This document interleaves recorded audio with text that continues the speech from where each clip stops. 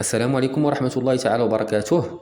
هنالك أخبار عاجلة تفيد أن الأبناك المغربية غادي تزيد 3 دراهم في كل أداء لفاتورة الإنترنت أو الماء أو الكهرباء، يا في لي زاجونس يا في الوكالات مباشرة، أو في الموبايل أو في التطبيقات ديال لابنك.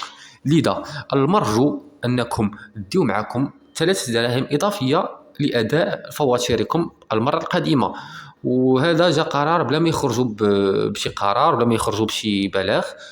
مهم انا قلت لكم دابا قبل ما تفاجئوا بزياده 3 دراهم. هادشي الابناك العاديه، اما كاينين شي ابناك في اي بي غيزيدوا حتى ل 10 دراهم بحال السي اف جي، بحال بزاف د لي بنك. واتمنى لكم عيد مبارك سعيد بالصحه والسلامه وبطول العمر، والله يخليكم وليداتكم ويخليكم والديكم والله يرحمهم اللي كانوا ميتين. عيد مبارك سعيد. ما تنسوش واحد لايك وسبسكرايب فضلا وليس امرا. شكرا جزيلا.